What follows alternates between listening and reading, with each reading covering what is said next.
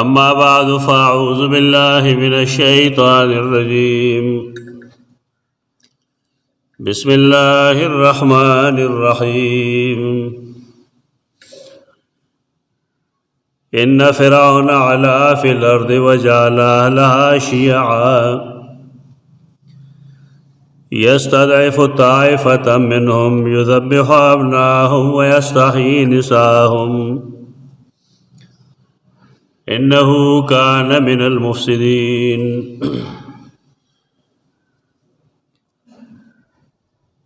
اللہ پاسماؤ کے یو اسم العلی دے. العلی قرآن مجید کے کلال کبیر سر استعمالی گی اور کلال افلام نہ بغیر علی اغیر سر استعمالی گی. کل متعال راضی متعال ریٹولو روٹ مصدر یو دے عین لام وو پورتا کیدل پورتوال بیا کل خود درجے لحاظ سرئی اللہ دا درجے لحاظ سرم پورتا دے رفیع الدرجات ذی الطول او کل علو دا اللہ صفتی چی اللہ دا خپل مخلوق نا جدائی او پورتی. اللہ رب العزت احادیثو کے راضی چی کائنات ٹول دا دے دا پاسا عرش دے کرسی دا آغے دا پاسا بیا عرش دے آغے نا پورتا رب العزت. دا تصور یا دا سوچ انسان نشی کولے چی دا اللہ علو بسنگئی دا جہت و دا نجہت سوال بگی نشتا. وجہ دارا چی اللہ زان لے و صفت ثابت کی نوساق ثابت کی. دا اللہ دا پارا یو دا سی صفت ثابت اول چی اگر نہیں ویلی زان دا پارا نا و گناہی او کفری غیر ارتداد بالحادی. اللہ العلی دے العلی تا درجے لحاظ سرم خلق و مراد اغسط دے لیکن محدثین دا دیر مراد اخلی پورتا طرف کے وہو العلی العظیم اللہ پورتا طرف کے دے العظیم عظمت والا دے سنگا پورتا طرف کے دے منگ پہنے پوئی گو تو دے تشبیہم غلط رہا او دا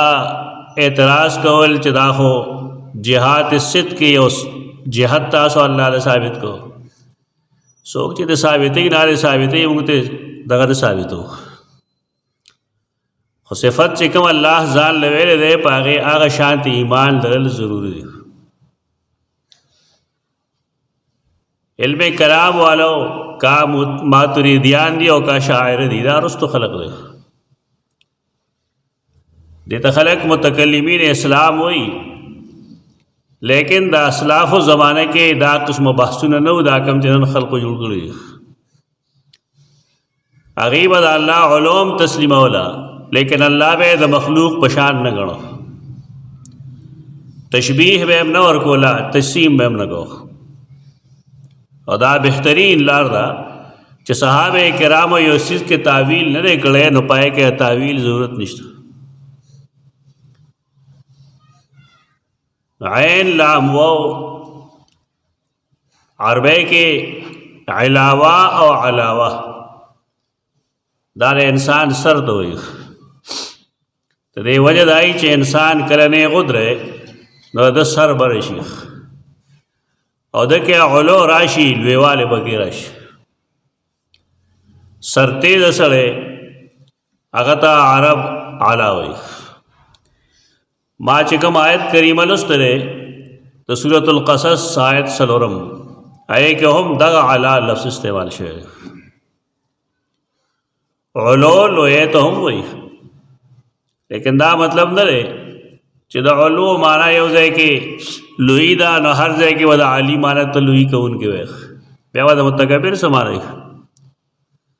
دا العظیم بسمانا دا غلط تعویلات دي، د تاجت نشته. د یو مسلمان په حیث باندې مونږ لا د قرآن او د سنت هغه تشریح او تفصیل پکار دی کوم چې صحابه کرامو کړی. وروستو چې کومې زمانې دي هغه د فتنو زمانې دي. رسول الله صلی الله علیه وسلم چې کومې زمانې ښیي چې پای کې خیر غالب دی، هغه فرمایي یو زما قرن دی، بل هغې پسې او بل هغې پسې، ثم یفشو الکذب، بیا خو به دروغ خواري شي. خو دا قسمه خلک دا متکلمین وغیرہ دا دغې رستنۍ صدۍ پیداوار دی. ٹھیک ده، پای کې د هغې بعضې تعویلات صحیح دي، لیکن دا نه دی مطلب چې د هغې هر تعویل صحیح شي. ہر ځای کې هغې تعویل کوي، هر ځای کې تعویل کوي. علو لوی کول، الله رب العزت عالی هم وي، متعال ورته هم وي، الکبیر المتعال. او الله رب العزت هغه ته علی هم وي او الله ته العلی هم وي. د یو لطیفې په طور دا خبره یاد ساتل پکار دي چې څه بعضې اهل نفس دي، هغې ته چې کله ووایې چې د الله نه سوا بل ته را مدد شه مه وایې، یعنې سیدنا علي ته هم را مدد شه مه وایې، ځکه دا من دون الله دی. الله نه دی بلکې د الله نه جدا خلق دی، هغه مخلوق دی. مخلوق دا غایبانه آوازونه نه کول پکار. د هغې جواب دا دی چې الله هو العلی. داسې خلق شته پکې په دې پاکستان کې شته، هغې وی علی خدا ہے، علی غیر خدا نہیں. علی ته الله وی، علی ته خدای وی، علی د الله نه سوا څه شی نه دی. دا خلق هم ځان مسلمانان ګڼي چې الله نه سوا مخلوق ته سیدنا علی رضی الله تعالی عنہ ته الله وی، دا وسنګ مسلمانی. او قرآن نے دلیل پیش کی کہ وهو العلی العظیم وهو العلی الکبیر وهو الکبیر المتعال. قرآن اللہ یادی کہ اللہ العلی دے پورت دے، عظیم الشان دے، لوئے درجے والے دے، لوڑ مقام والے دے. دی وی وهو العلی، آغا اللہ علی دے. چې کله اسلام دے ته راورسېدو سړی وسه وایي، دا شرکی عقیده ده بالکل. دیکھے ناصریہ یا نصیریہ په نوم باندې یو ډله وه، او پخوا د هغې خیال دا و چې الله رب العزت په سیدنا علي کې دننه داخل شوی دی. نصیریہ یا ناصریہ دې ته وی حلولیان وی. دا حلولیانو د دې خیال دا و چې کله الله حلول وکړنه، مقصد دا و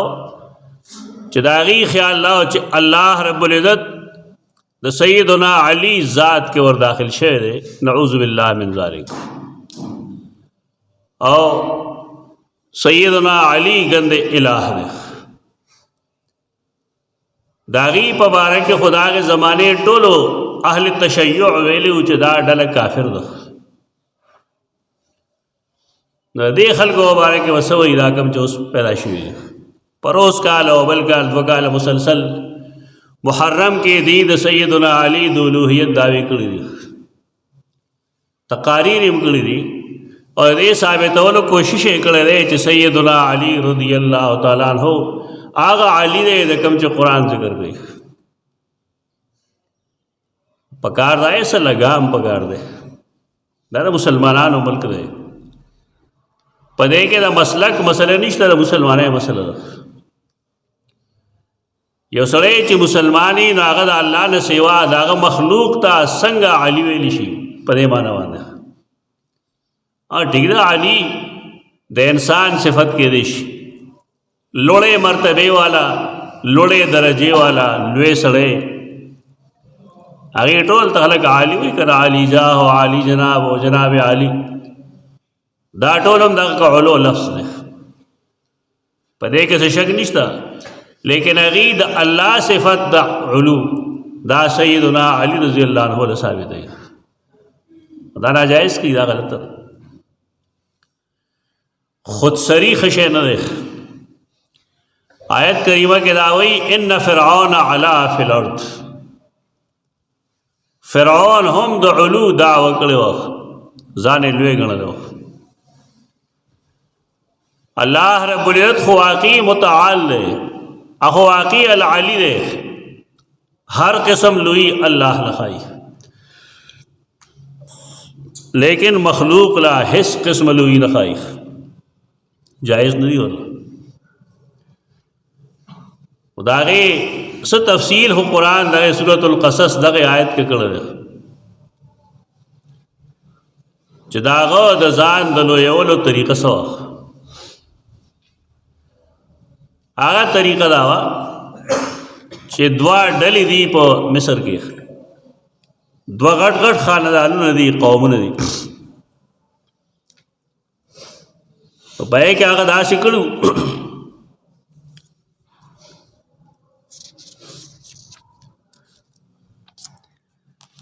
چې کوم خلک د هغه د ډلې وو فراعنه وو، هغه یې د پاسه کړو خاص خلک، کم ته چې زمونږ زمانه کې وی آئی پی ہوئی خاص خلق، جعلہ لها شیعا یستضعف طائفة منهم یذبح ابناءهم ویستحیی نساءهم انه کان من المفسدین. دا لاغ سیاست ہو، سیاست لفظ عربی لفظ دے، ساسا یسوسو سیاستن دا ویلی شي ملک چلولو ته، ساسا یسوسو سیاستن ملک چلول. ملک بسړی څنګه چلی دا غي څه طریقه ده؟ یو دا غي لپاره د قرآن سنت تعلیمات دي، ایو د قرآن سنت نه بالا بالا د نور خلق آرا دي او د غي خیالات دي. دا دواړه ځان له جدا جدا نظامونه دي او ځان له جدا جدا طریقې دي. دا لازم کوانده دا غ نظام اغا د حقونو مساوات کې دي، حقوق برابري دې ته څوک نه تیاری، یعنی یو سړی بل سړي له د حق د ورکولو کوشش نه کوي، بلکہ کوشش بدا کی چې د چانه سمار داړ باندې سووي روي. دا همیش د پاره د فراعنو طریقه اغي داسې کوي چې بعض افراد لا مراعات ورګي،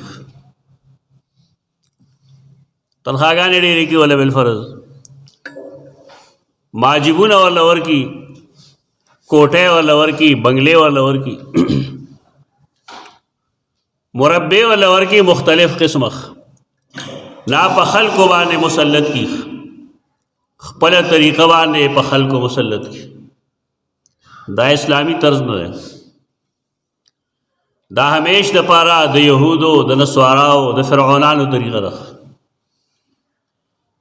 غریب اغي د کچ د سیوا غریب کوي، دا په سر خپې خي چې د چرته سر اوچت نه کی، او کم سړی چې لګوندې مالدار دی نو داغه مالداری دومره سیوا کی چې هغه باندې بیا غریبانان ټکوي. بل چا بیرچل کې وګورئ ډېر څه به ووینئ تاسو. دا د پخوانه د سیاست انداز دی چې غریب نور کمزورې کول، مالدار نور مالدار کول، څه خاص مراعات یافته طریقه ده. او پاکستان کې حال ډېر ناکاره دی. هغې لپاره موږ صرف دعا کولی شو چې روا ته په دې امت باندې او په دې ملک باندې او په دې قوم باندې رحم وکړې. دا غریبانان خو ډېر مشکل کې دي، ځکه د سیاست نه هم موروثي سیاست جوړ شوی دی. یو سړی چې د هغه پلار سیاسي و نو هغه زوی او نوسی او کړوسی چې څوک راځي ټول سیاسیان دي، مسلط کېږي په موږ باندې. او دغه حال د دینی ادارو هم دی چې زوی کې کاهلیت شته او که نشته خو د مولوي صاحب زوی دی دا ډېر ابتر حالت طرف ته موږ روان یو نهایت خطرناک حالت پته نه لګېږي دې نه وروسته به څه کېږي یو سړی چې هغه ته د خپل پلار څه ذخیره پاتې شي علمي هغه سبا خرڅوي هغه په دې وجه خرڅوي چې پوهېږي به نه ولې نه پوهېږي سبق یې ولې نه وی لیکن بیا هم د خلکو خیال لای چې د مولوي صاحب زوی دی د ده فتوا به د ټول نه بهتري دا موروثیت یوازې سیاست که نه دی بلکې دا په دین کې هم راغلی دی او دا په پیری مریدۍ کې هم راغلی دی دا درې قسمه خلق دي ملک دی سمی هم او ملک دی بربادی هم لیکن زمونږ حالت ډېر خراب دی نهایت خراب لکه دا فکر څوک نه کوي هغه زوړ فرسوده نظام هغه بیا کلکوي چې دا مضبوط پاتې شي مضبوط پاتې شي نو دی کې بیا بغاوت راځي او دین نه پاتې کېږي خلقو کې بیا منافقت راشي دا ټولې بیماری پیدا کېږي د دې وجې چې تقسیم په انصاف باندې نه کله چې مونږ د ذات پات نسب لحاظ سره تقسیم وکړو د ملک نو دغه حالات دا کم سره چې مونږ مخ شوي یو دا مونږ هر ځای کې کوو مدرسو کې کوو جماعتونو کې کوو سکولونو کالجونو کې کوو پیری مریدۍ کې کوو هر ځای کې دغه سیسته یعنی څه چې میرټ ویلی شي د هغې خیال څوک نه ساتي او دا تباهۍ بنیاد دی د فرعون کار دغه ان فرعون علا فی الارض فرعون سر پورته کړو ځمکه کې وجعل اهلها شیعا او د هغې مصر خلق یې ګروپونه کړو ته تقسیم کړو خلق تقسیم شي ډېر بد حال دی ووټونه شوي دي څوک رالل څوک رانغلل هغو ځان له مسله ده لیکن عوامو کورنۍ کې ورسره نه لګي دا چا په سر باندې چې هغه دی پېژني نه دا ښکلی عقل دی د رور سره نه لګي شوی ده ولې د ده پارټي نه ده کامیابه شوې او د هغې بل کامیابه شوې ده د دې خلقو نه یو طرف ته شیخ دا خو یو سیاسي لوبه وه بس ټیک ده وشوه په دې باندې غم خانه مه خرابوئ خپلې په دې خپل تعلقات مه بربادوئ دې نه څه نه جوړېږي دلته یو سړی و دا یې کیسه د کوم ټکو بابا ورته مونږ ویل لارې وبخښي وټ سیري و ما ته دا جیوي د نه تپوس وکړه چې ده ولې نیشنل پارټي پرېښې ده هر څه یې پرېښي دي هغه راته کیسه یې وکړه چې زه هلکم نوخار کې جلسه وه د نیشنلیانو ځان له جلسه وه د مسلم لیګیانو ځان له جلسه وه مونږ هم تللي وو جلسې چې برخاست شوې نو دغلته یې وټله ته به یې شوبره وټل وې وی مونږ هم لړو خپلو مشرانو سره هلته کې چې لاړو وي دواړه صاحبان په یو میز ناست ډوډۍ خوړه او یو بل ته وی چې لیوانو ته دې څه ووایې ما یې چې ښه زمونږ گزارش نه شو موږ لیونی یو بس هغه وی چې هغه مې سلام کړی دی ورته چا خواله نه ورځم اوس دې ته موږ لیوني ښکارو بعضې خو ډېر هوښیار یي پنځه وروڼه به یې نه یو جماعت کې بلبل کې د دې لپاره چې د اقتدار نه وځي لیکن بیا هم زموږ خلکو دلته کوپړی کې څه نشته ټیک ده چا یو بل سره څه تعلق وي دی خو زما د وینا مقصد صرف دا دی چې په دې څیزونو باندې تقسیمېږئ ما خپله ورورولي خورولي مه پرېږدئ یو بل سره خپل تعلق مه بربادوئ یو بل سره هغې نه خو د اسلام او د کفر شی جوړ شوی دی اوس بارکیف سیاست ویلی شي ملک چلولو ته. سیاست دې ته نه وایي چې سړی دروغ وایي. رسول اللہ صلی اللہ علیہ وسلم فرمائی کانت بنو اسرائیل تسوسهم الانبیاء. دا انبیاء کرام و سیاست داغی ملک دا بنی اسرائیل و ملک دا بنی انبیاء کرام و چلو سیاسیان غو. داود علیہ السلام بادشاہ ہو کر، سلیمان علیہ السلام بادشاہ ہو، طالوتم یو بادشاہ ہو، اور آگے انتخاب دا اللہ دا طرف شو. حکومت چلول د نیکانو خلقو د پاره سو ګناه نه ده، خو هغه چې حکومت کې واقعي وچلول شي. د فرعون سیاست سره چې کم مظلوم دی هغه نور مظلوم کا. هټلر باره کې را مشهور ده چې او دلته ایوان تر روانو ځان سره یو بانګي راغستو. دا یې بانګي نه ټولې وزرې وباسلې، ټولې وزرې د خلکو مخکې پرېښود، بیا ورته لږې دانې واچولې، بس هغه بیا هغه پسې منډې واله. خلکو ته ویل سیاست دې ته وایي. مونږ د عوامو په هر څیز باندې قبضه وکړو، د هغې نه بڼې وباسو، نو بیا د هغې په هغې مال کې هغې له 10 روپۍ ورکړو، نو هغې وي دا زمونږ لیډر ډېر ښه سړی دی. دا حال دی د سیاست. په دې څیزونو ژوند مه بربادوئ ځان. وقتي طور یو فیصله راغلې ده ودې کړه بس ښه دې وکړل،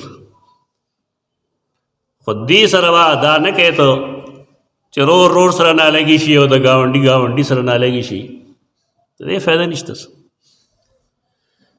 دا خباثت دا و چې جعلا لا شیعا، او هغه یو ډلې کمزورې کړې وه. د کمزورۍ طریقې څه وه؟ د هغې زامن به یې حلالول چې دا ژوندي پاتې نه شي. مفسرین لیکي اولاد حلالول یوازې دا نه چې ته هغه حلال که، ٹھیک ده، یو دغه هم دی، لیکن اولاد حلالول دې ته هم وایي چې تا هغه له دیني یا دنیاوي تربیت نه ورکوې. جټ جاهل یې وساتې، انګوټه چاپې وساتې چې دی نه په دین پوهېږي نه په دنیا پوهېږي، دا هم قتل اولاد دی. اکثر پلاران نن اولاد قتلوي، خپل په دې طریقې قتلوي. جماعت ته خو بالکل نه پرېږدي، په دې وجه نه پرېږدي دی به سبا مولا شي. د مسلمانانو کم کار دی چې د مولا نه بغیر کېږي؟ یو کار خو دې وښیي. خلک علماو ته سپک نه ګوري. په هره ډله کې ښه او خراب خلک وي، د علماو ډله کې هم ښه خلک وي، خراب خلک به وي، ټول په یو لکړه ولې وښیي؟ د علماو ته د خلکو احتیاج ډېر دی چې ښځې له طلاق ورکړي بیا چل نه ورځي ولخه چې څه چلو کوم ورسره، یو ځای منډې بل ځای منډې، یو ځای منډې بل ځای منډې، بیا اهمیت معلوم شي. ماشوم چې د شپې چغې شروع کړي بیا چل نه ورځي، بیا د شپې 12 بجې امام استاد چغې وایي. یو سړی چې 5 وخته مونځ کې ستا پکارېږي، بانګونو کې دې پکارېږي، روغ جوړو کې دې پکارېږي، د بچو په پړاوالو کې دې پکارېږي، جنازه کې دې پکارېږي، نکاح او طلاق کې دې پکارېږي، نو تا ته څه حق حاصل دی چې ته لګیا شي؟ دا ظلم دی. اختلاف ځان له اوسیز دی، لیکن دا خبرې کول درست نه دي، دا غلط دي. تا ته که خامخا څوک معلومي نه د هغه نوم واخله او د هغه مخالفت وکړه، علما پسې مه لګیا کېږه. دا د هغه طریقه وه د سیاست چې بني اسرائیل دی کمزوري کړو، بچي ورله حلالول، بچي یې بې تعلیمه و. ما ته ډېر تلخ حقایق معلوم دی خپل علاقه کې چې ډېر داسې ټیچر چې د هغې تعلق به څه خاص خاندانونو سره و، هغې به خپل سټوډنټان سبق ویلو ته نه پرېښودل. کوشش به یې دا کوو چې دی په څه طریقه باندې د تعلیم نه خارج شي. پېژنم کسان موږ خپلو سترګو باندې لیدلي دي. اوس هم د خلقو ذهن کې دا دي داغه فرعوني ذهن دی چې څنګه به یو پردی بچی زه بربادوم په کومه طریقه به خرابوم د اولاد د قتل دی زمانه کې یو شی دی هغې ته خلک څوک پوډر وي څوک ورته آیس وي یو دا طریقه هم ده سپینې جامې واغونده ښه مزېدارې چې د خلکو ورباندې شک نه وي وایټ کالر ورته وایي خلک د سپین کالر خلک او دننه دغه کاروبار کوه نوې نسل تباه شي ټول تباه دي شي د پیسو خدا الله رب العزت سزاګانې هغه هم ډېر عجیب و غریب وي هغه اردو کې وایي چې الله کی لاٹھی بے آواز ہوتی ہے فرعون دغه کار کوه نو څه چلو شو دا خپل هم بچي نه و بیا کله کله الله کاش سړی وایي چې ظالمان له سزا زموږ مخکې ورکړي چې زموږ زړه یخ شي په دې باندې لیکن دا الله خپل نظام د انسان په کې څه نشي ویلی نو یوې دغه کار کو دویم کار دا و چې یستحیي نساءهم د هغې د ښځو حیا به یې اخسته نن هم ډېر بدتمیزه وي هغه د غریبانانو د زنانو حیا اخلي بس سټاپ کې بناستی زنانه چېرته د سکول نه یا کالج نه راځي یا چې څوک زنانه یوازې وګني شپېلي به ورپسې وایي حیران شي سړی څه شو پخواني زاړه پښتانه مشران چې به داسې قسمه خلق نه پرېښود نه دوکان کې نه په پول نه په پوله سمدستي به یې ورته ویل پاسه دی نه ځه خو دا ډېر لوی ظلم دی زنانو له عزت ورکول پکار دي نه کې د هغې ذلت وکړی شي که ته یې پېژنې او که نه پېژنې زموږ د دین تعلیمات دغه دي دا د هغه علو وه قرآن فرمایي دی مفسدو کم خلک چې دا حرکتونه کوي دا مفسدین دي یوازې په دغې بس نه وه بلکې فرعون دا هم کړی چې هغه ویلي انا ربکم الاعلی او ما علمت لکم من اله غیری ما ته نه ده معلومه چې زما نه سوا د ستاسو بل څوک اله دا دومره غټ شیطان و دې ته علو وایي د الله د علو دعوی کړی و رب اعلی زیم بیا معلومه وایي چې الله په څه شي مړ کړی په اوبو غوندې کمزور څیز باندې یعنی اور کې چې کم زور دی هغه زور اوبو کې نشته خو دا ښیي الله رب العزت چې الله د چا نه انتقام اخیستلو غواړي هغه دنیا هېڅ طاقت نشي بچ کولی هغه لاره کومه لاره چې الله بني اسرائیلو دپاره جوړه کړې وه په دریاب کې او داسې وړې وړې اوبه نه وې سر سید احمد خان یا دا نور تعقل پسندي کوي ګپ شپ لګوي دا جی وړې وړې اوبه تر ګیټې پورې قرآن فرمایي نه فکان کل فرق کالطود العظیم موسی چې کله امسار وبغوله اوبه دوه ټوکړې شوې او ټوکړې داسې شوې چې هره حصه د دنګ غر په شانته وه فکان کل فرق کالطود العظیم که ته وایې خپل عقل ځان سره سنبال کا دا ولې پکار شي چېرته هسې لګیا دیجی اوبو کې التیام نه راځي خرق نه راځي شلیدل نه راځي عجیبه ده خالق هم پکې نشي کولی دا ټول د الله رب العزت مخلوق دی مخلوق کې خو هغه موږ ته ښودلی دي چې د پلار مور نه بغیر عیسی پلار نه بغیر عیسی پیدا کړي او د پلار مور نه بغیر آدم پیدا کړي هغه دا نشي کولی چې هغه اوبه ودرېږي په ځای باندې قرآن څو ځله فرمایلی دي او بیا دا صاف ویلی دي فکان کل فرق کالطود العظیم دی خامخا هلته کې په دې عقلي اعتراضات چې ساینس دا نه مني ساینس ته انساني تجربې ته وایي نو ستا تجربې نه مني لیکن قرآن مجید فرمایلی دي د چا چې مخلوق دی نه هغه کړي دي ښودلی د خلقو ده او دغه فرق دی د یو مسلمان او د کافر په منځ دغه شان هغه یې هم الله بدل اخیستی دی فانتقمنا منهم لیکن هغه سره یو بل سړی و ته به قارون وی بای سړی د اقتدار د وجه علو کې راشي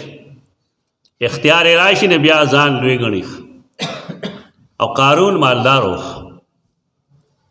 هغه د مالدارۍ د وجه کې علو څه ډېر مالدار و یو سړی مالدار دی هم د الله مخلوق دی او که غریب دی هم د الله مخلوق دی حدیث کرا دی که د مال و دولت د الله سره معمولی غندم د ماشی د وزر برابر هم الله سره عزت وی قدر وی نو کافر له به یو ګوټم نه ورګړ په دې د انسانانو تول مکو دا غلط څه ده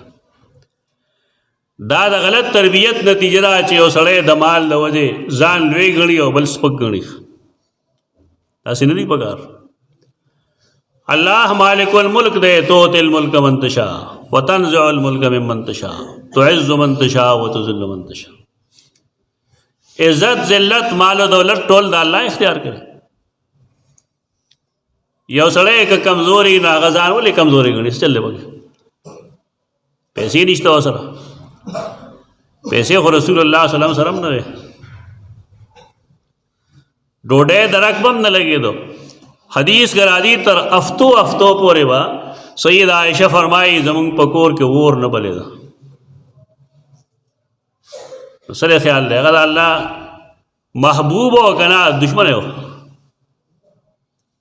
په دې د چا نه ځان نه روکي چې زما رزق فراخ دی او داسې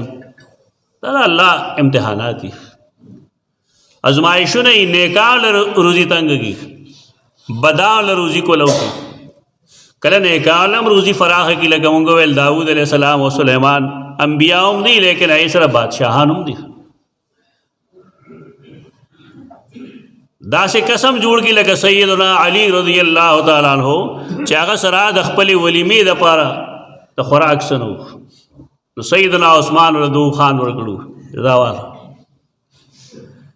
او دا سمی لکه سیدنا عثمان چې هغه د غزوه تبوک تقریبا نیمه خرچه په خپل برداشت کړو او پای رسول الله صلی الله علیه وسلم فرمایلی والله من رضیت عن عثمان فرزان ہو الله زده عثمان ناراضی هم ته راضی شو دا خو د انسان ازمیخ دی سیدہ عائشہ نه تپوس وکړی شو چې هفتو پورې اور نه بلېدو نو تاسو به گزاره پس وکړو هغه فرمایل علی الاسودین او بس پینی او کجوری توری تقریبا دواړو ته اسودین وای کجوری مخړې دوه درې اور بسې او بوس کړي بس خو متواتر تاسو وایي ګندا خشه دی وای ته کجوری خو بیا ورته پدو لګي یو سور یو خره حج او عمره کې اجان غریبانان خرابي کی بدی سیز چا کجوری خوري اور بسې او بس کی خوراک کاک نشي کولای دا غي وجه دای چې به حج برباديږي یا عمره برباديږي مېده ګړبړ ډیر شي سره خوراک ال تباسی ستاب مخ کې هوا تازه راخلی لیکن دا میاشت نه مخ کې جوړي فریز کړی ته دی وجه نه هغه د جسمانی لحاظ سره افزان سات اصول لحاظ سره خشه نه دا چې یو سړی افته کجوري او بوخري نه ته پته ولګي دا کمال نه دی چې یو سړی رزق فراخ دی رزق فراخ دی نو شکر او باسخ چې الحمدلله الله ستاسو دین دی او که رزق تنگ دی نو الله ته وجاړه ربا ستاسو ازمیختونه نه د ما رزق فراخ دی دا د ذلت یا د عزت سبب نه دی چې مالدار د ځان غوړو غني او کشر دی غریب د ځان چې کم دی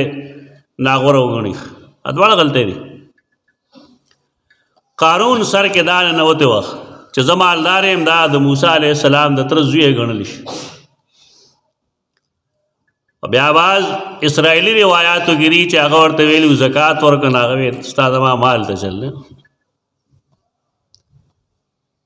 د هم یو علو کړي وخت قران دلته دینه مخ کې فرمایي چې د یو ورځ روت خپل کور نه فی زینته خپل لوی کروت وګه کګکړی او ټوپه بل شان کګکړی او صدر باندې عجیب چلو نکړی تاسو را غټ غټ خلک ووینئ دي څنګه رواني ګاډي نه چې راکوسي نو څنګه دي چابیانو سره څه کوي لار کې که څوک ملو شي سلام کوونکی نه سلام په کومه طریقه اخلي دا د لوی علامات خلکو کې ښکاري فرعونانو کې اوس هم ښکاري خلقو چې ولید بني اسرائیل نه هغې ویل کاش چې زمونږ هم دغه شانته ویښ قرآن فرمایي فخسفنا به وبداره الارض مونږ دی او د ټول مال و دولت هر څه چې و کور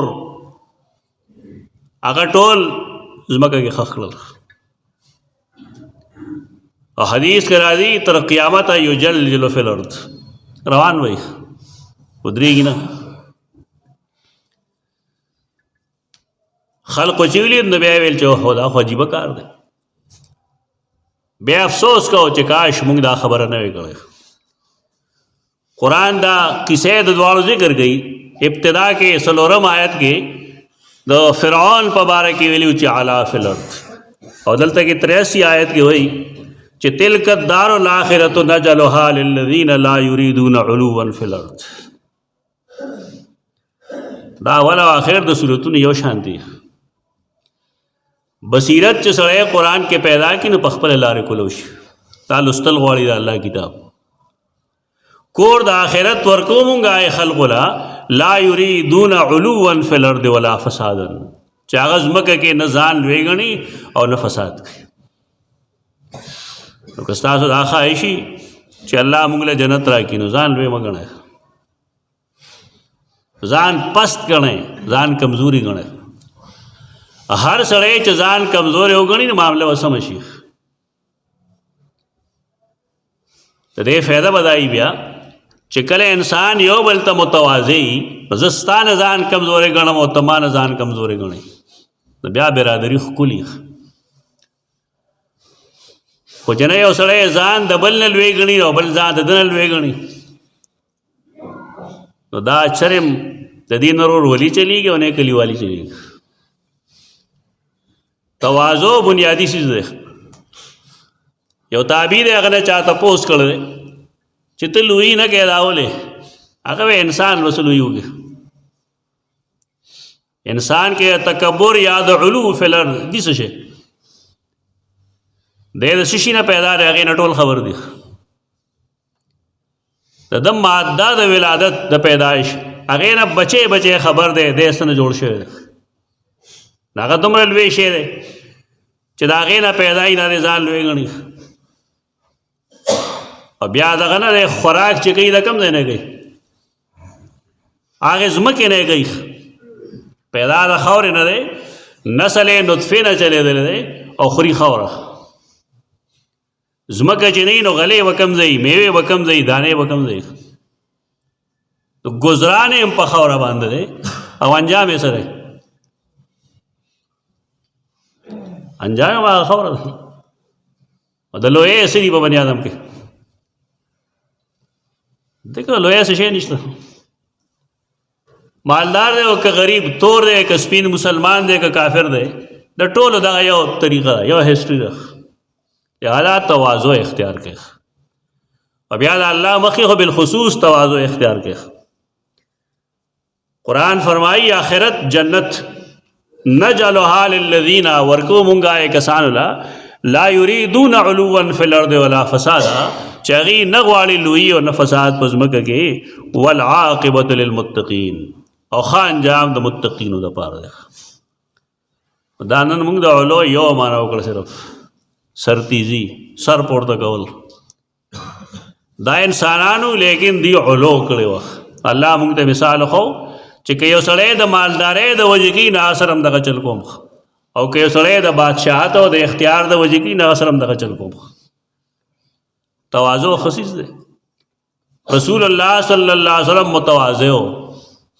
الله ته به عاجزي کوله الله هغه له په خپل قوم اته کاله کې دننه دننه برتري ورکړه حاله یې د سره اسلحه هېڅ نه وه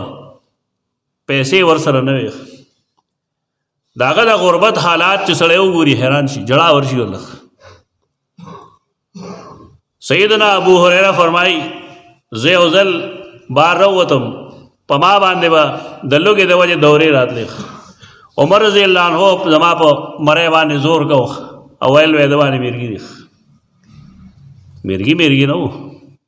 د غربت د وجې څو ورځې موږ ډوډۍ نه وخوړلې.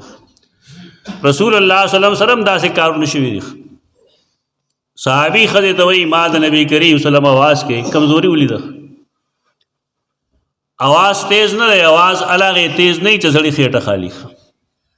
خېټه خالي د څو ورځو راسي. هغې وې دعوت به وکړو نو سې پاخه کړل.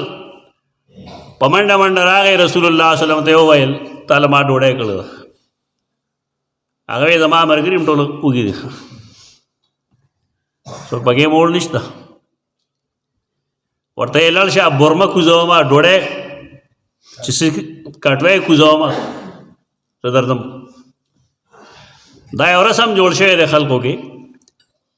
چې کله دیګونه پاکه شي نو امام استاد راولي هغه څه وایي د چوف کې به او چې دین کې موږ ته نه معلوم، چاته معلوم یې موږ ته راوښیي زموږ علم کې د اضافه وکړي درسه ښه خبره ده. لیکن ډوډۍ کې برکت د الله د نوم په اخیستو راځي. بسم الله الرحمن الرحیم ویلو باندې برکت راځي. سنت کې دغه معلومه ده. نور درې دمونو ممونو څه شریعت کې حکم نشته دی، دا د خلکو کاتی دي. امام استاد یو سیوایي اضافي کار ورکړی ده. بیا مصیبت دا چې هله څه ورکوي هم نه دی، دیګ په دم کې بیا رخصت وي. ده لکه دم خو خلک پیسې ورکړي کم از کم، په دم باندې پیسې اخیستل جایز دي، شرط نه لګوي سړی. نور که چا ورکړو نه خیر دی، دا بهتر کار دی. رسول الله صلی الله علیه وسلم صحابه کرامو ته اجازت ورکړی دی چې په دم باندې که پیسې واخیستې شي نو خیر ده.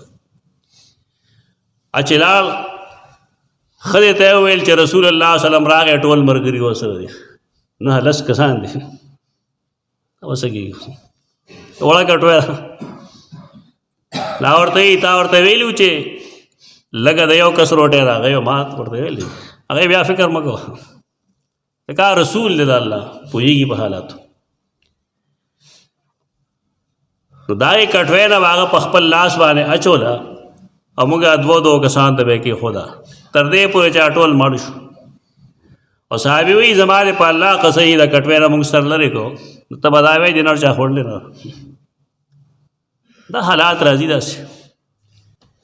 د غربت حالات راځي، د مالدارۍ حالات راځي. په کار دا چې انسان په دې کې الله ته متوجه شي او ځان